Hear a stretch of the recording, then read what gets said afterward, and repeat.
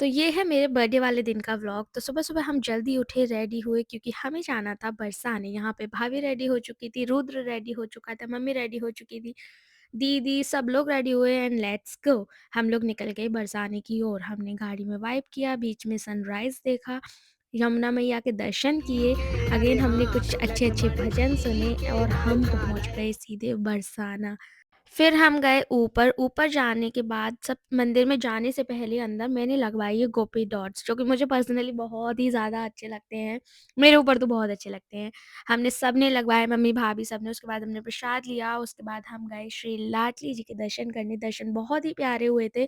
मुझे उनका आशीर्वाद भी मिला। उसके बाद हमने अच्छे से और फ़ोटोज़-वोटोज़ क्लिक कराए और अच्छे से दर्शन किए, ब्लेसिंग्स ली। साथ में भी कुछ फ़ोटोज़ लिए। उसके बाद ऑब्वियसली हमें वापस आना था क्योंकि हमें जाना था वृंदावन।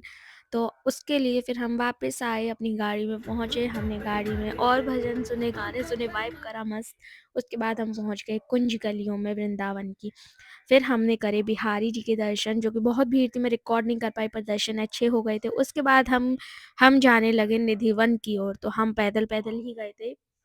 हम निधिवन पहुँच गए, वहाँ पे भी इतनी ज़्यादा भीड़ थी, लिटरली मतलब आज हर जगह, हर मंदिर में इतनी भीड़ थी, लेकिन हमें यहाँ पे भी दर्शन अच्छे हुए। हमने बहुत अच्छे से दर्शन किए, फ़ोटोज़ क्लिक करवाए और फिर हम यहाँ से भी वापस आ गए। उस हमने पिया नारियल पानी, फिर हमारे पास टाइम था तो हम चले गए श्री अनिरुद्धाचार्य जी की कथा में। उसके बाद गए हम प्रेम मंदिर, जहाँ पे भी इतनी ज़्यादा भीड़ थी, मतलब उस दिन हर मंदिर में हमें बहुत ही ज़्यादा भीड़ मिली थी, पर हमें यहाँ पे भी सारे दर्शन बहुत अच्छे हुए। Everything is so beautiful. तुम खुद ही देखो कितने सुंदर-सुंदर व्यू हैं यहाँ पे प्रेम मंदिर में।